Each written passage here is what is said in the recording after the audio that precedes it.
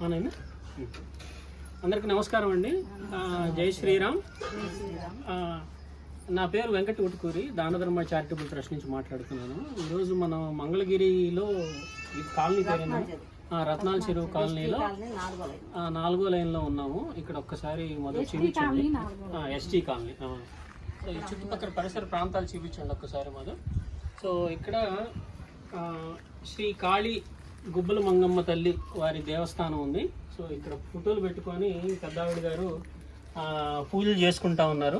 అమ్మ, ఒక్కసారి ఈ దేవాలయం గురించి చరిత్ర, మీరు ఎప్పుడు వచ్చారు, ఈ దేవాలయం ఎట్లా పెట్టారు ఒక్కసారి చెప్తారా?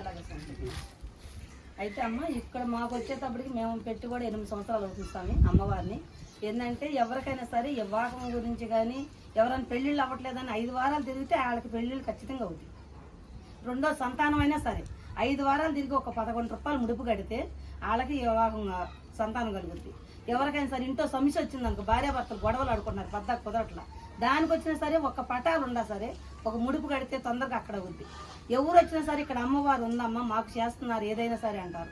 అందుకని మేము ఈ టెస్ట్ వాళ్ళు మేము అడుగుతున్నాం, మాకు విగ్రహాలు ఇచ్చారంటే ఇంకా బాగుంటుంది, గుడి డెవలప్ అవుద్ది. మేము ఏమీ లేని వాళ్ళమే, మాకు ఆలోపన ఏమి చేసేవాళ్ళు కూడా లేరు. ఏంటంటే ఇక్కడ ఉన్నటువంటి కుటుంబాల్లో మామూలుగా ఏ పనికి వెళ్తూ ఉంటారు వాళ్ళు? అందరు నేత స్వామి, అందరు నేత. కొంతమంది నేత వాళ్ళు ఉన్నారు. నా కాడకు వచ్చేవాడు మేము చెప్పులు అమ్ముతా ఉంటాం, కాయలు అమ్ముతా ఉంటాము. కొంతమంది ఏదో చిన్న చిన్న వాటలు పెట్టుకుని పొడ్డు ఎందుకంటే సమ్మేరియా బాగా ఎక్కువ, సమ్మేరియా బాగా ఎక్కువ. కాకపోతే ఏంటంటే 10 రూపాయలు తెచ్చుకున్నంత సొమ్మత కూడా ఎక్కువ లేదు. ఇది ఎన్నాళ్ళు కూడా మునిగిపోయింది స్వామి. ఇది వానలు వస్తే మునిగిపోతాయి.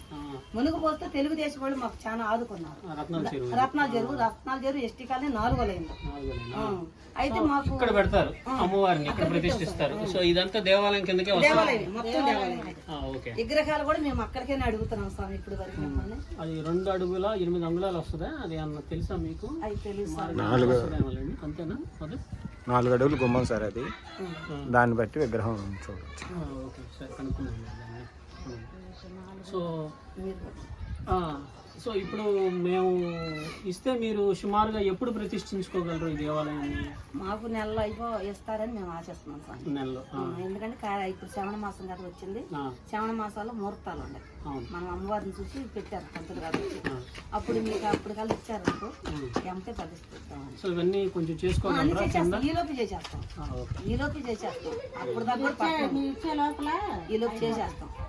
అది ఎందుకనే సరే.